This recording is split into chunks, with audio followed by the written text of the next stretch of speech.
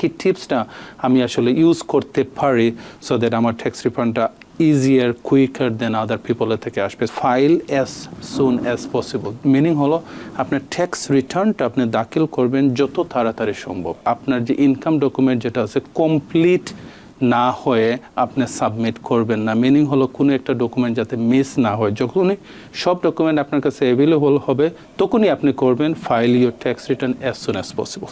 আপনারা জানেন যে আইআরএস অ্যানাউন্স করছে জানুয়ারি 27 থেকে তারা কিন্তু ট্যাক্স রিটার্নগুলো কিন্তু রিভিউ করা শুরু করবে। সো আপনি আগে যদি আপনার ডকুমেন্ট থাকে তাহলে স্টিল নাও আপনি কিন্তু এখন সাবমিট করতে পারেন, বাট আইআরএস দেখবে না বা আপনার রিভিউ করবেন আপনার ট্যাক্স রিটার্ন আনটিল 27 অথবা 27 এর পর থেকে কিন্তু আপনার ট্যাক্স রিটার্নটা রিভিউ করা শুরু করে দেবে। নাও এখন আমরা জানি যেমন আপনার ট্যাক্স রিফান্ড ইউএসের জন্য অথবা আমেরিকার জন্য লাইক মনে করেন অনেক মধ্যবিত্ত অথবা নিম্ন ইনকাম ফ্যামিলিদের জন্য ট্যাক্স রিফান্ডটা ইটস এ হিউজ একটা অ্যামাউন্ট।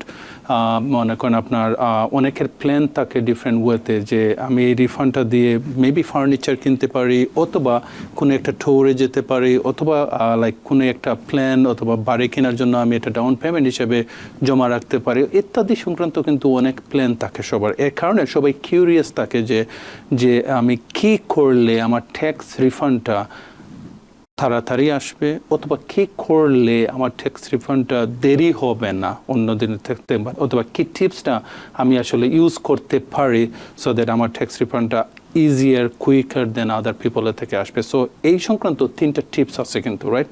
সো 3টা টিপস আছে, যে 3টা টিপসটা আসলে আইআরএস বলে যে লাইক এই 3টা টিপস যদি আপনি ফলো করেন তাহলে আপনার চান্স থাকবে আপনার এই রিফান্ডটা আর্লিয়ার পাওয়ার then compare to other people. So what are those, right? Number 1 হলো যেমন আপনার file as soon as possible meaning হলো আপনার ট্যাক্স রিটার্নটা আপনি দাখিল করবেন যত তাড়াতাড়ি সম্ভব। কেন?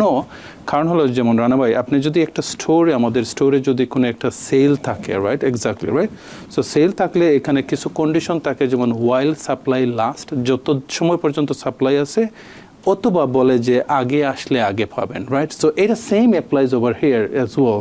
আপনি যদি আগে সাবমিট করেন আপনার ট্যাক্স রিটার্নটা ই ফাইল যদি হয় তাহলে আপনারটা আগে চলে যাবে আইআরএসের কাছে এবং IRS based on the order কিন্তু শুরু করবে এই রিটার্নটা আপনার রিভিউ করা। সো ডেফিনেটলি আপনি যখন আগে সাবমিট করবেন তার মানে আপনার চান্সেস থাকবে আগে আপনার ট্যাক্স রিফান্ডটা পাওয়ার। সো নাম্বার 1 টিপস হলো file as soon as possible. The second tips যেটা সেটা অনেকটা প্রথমটার সাথে মানে আপনার সংযুক্ত। কিভাবে?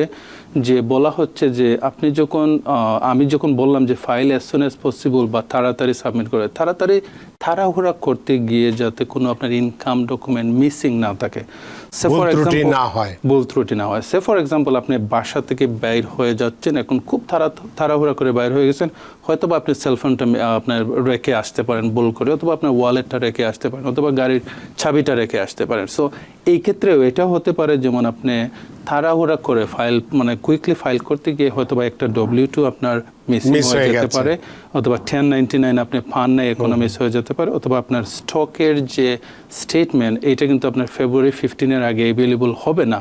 এখন আপনি যদি এইটা রিপোর্ট না করেন তাহলে আইআরএস এর রেকর্ডের সাথে আপনি যে সাবমিট করবেন রিটার্নটা এটা মিসম্যাচ হয়ে যাবে। আর যখনই মিসম্যাচ হয়ে যাবে তখনই কিন্তু আপনার রিটার্ন অথবা রিফান্ড পাওয়াটা দেরি হবে, বিকজ তারা কিন্তু সময় বেশি নেবে আপনার এই ট্যাক্স রিটার্নটা রিভিউ করতে। সো সেকেন্ড যে টিপসটা হলো ইয়েস আপনারা ফাইল করবেন as soon as possible, but at the same time আপনার মাথায় রাখতে হবে যে আপনার যে ইনকাম ডকুমেন্ট যেটা আছে কমপ্লিট না হয়ে আপনি সাবমিট করবেন না। মিনিং হলো কোনো একটা ডকুমেন্ট যাতে মিস না হয়। যখনই সব ডকুমেন্ট আপনার কাছে অ্যাভেলেবল হবে তখনই আপনি করবেন file your tax return as soon as possible.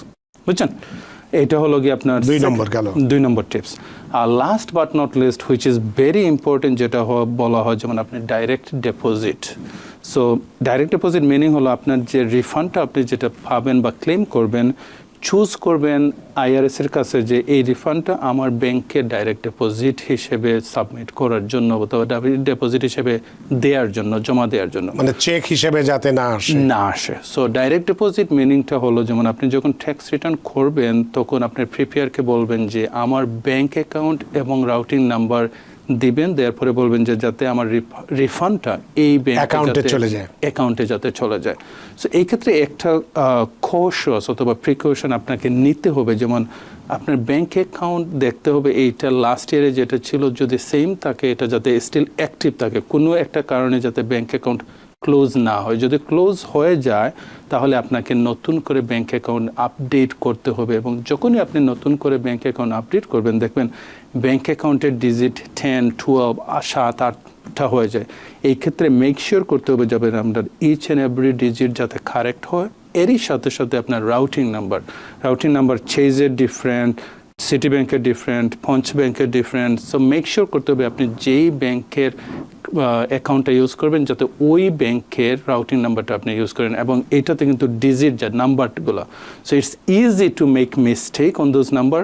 আর যদি একটা নাম্বার যদি বা একটা ডিজিট যদি আপনার মিস্টেক হয়ে যায় অথবা মিস হয়ে যায় তাহলে কিন্তু আপনার IRS আপনার অ্যাকাউন্টে এই রিফান্ডটা দিতে পারবে না। সো এখন কোয়েশ্চন হলো যেমন এই ডাইরেক্ট ডিপোজিটের ছাড়া আমার আর কি অপশন আছে, রাইট? এই সেকেন্ড অপশন হবে আপনার পেপার চেক, মেইলিংয়ে পেপার চেক, হুইচ আমরা সাজেস্ট করি না আমাদের ক্লায়েন্টের জন্য। বিকজ হলো গিয়ে যেমন যদি আপনি মেইল করে যদি IRS আপনাকে একটা চেক দেয় তাহলে অবভিয়াসলি এই মেইলটা আপনি পেতে 2 থেকে 3 সপ্তাহ লেগে যেতে পারে, ওর মেবি 1 উইক লেগে যেতে পারে।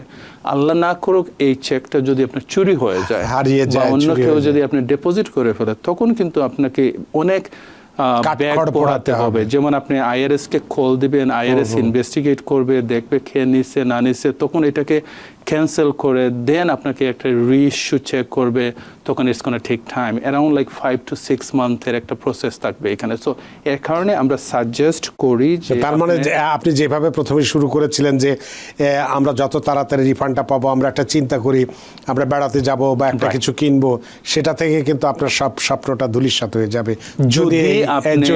যদি আপনি চেক মেথডটা ইউজ করেন। সো আমাদের সাজেস্ট হবে ইউজ এ ডাইরেক্ট ডিপোজিট। আর ডাইরেক্ট ডিপোজিট যখন ইউজ করবেন মেক শিওর আপনার ব্যাংক অ্যাকাউন্টটা অ্যাক্টিভ আছে, আর যদি অ্যাক্টিভ না থাকে নতুন ব্যাংকের অ্যাকাউন্ট নাম্বার, রাউটিং নাম্বারটা আপনি মেক শিওর কেয়ারফুলি দেবেন ট্যাক্স প্রিপেয়ারের কাছে।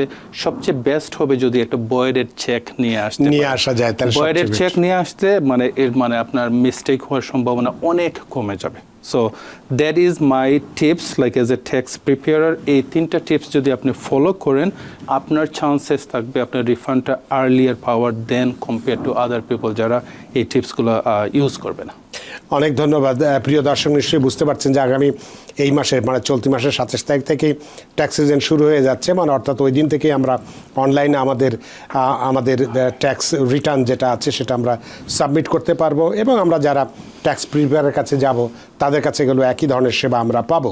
তো সুতরাং এবং সেক্ষেত্রে 3টে টিপস আমরা দিয়েছি, এই বিষয়গুলো সম্পর্কে নিশ্চয়ই আপনারা অবহিত হলেন, এবং এই মোতাবেক যদি কাজ করেন তাহলে অবশ্যই ট্যাক্স সাবমিট করার খুব কম সময়ের মধ্যে, মোটামুটি কয়দিন বা 2 সপ্তাহ বা 3 সপ্তাহের মধ্যে সর্বোচ্চ আজকে 15 তারিখ 27 তারিখ থেকে শুরু হয়ে যাবে না রিফান্ডটা। রিফান্ডটা 27 তারিখেই করি তাহলে আমি রিফান্ডটা 2 উইকস সর্বোচ্চ 2 to 3 উইকস লাগে, সর্বোচ্চ 3 উইকস বলে, বাট 2 উইকসের মধ্যেই সাধারণত আসে। সুতরাং 2 সপ্তাহ পরেই আমরা যে চিন্তাটা করছি সেই চিন্তার ফসলটা আমাদের ঘরে তুলতে পারবো।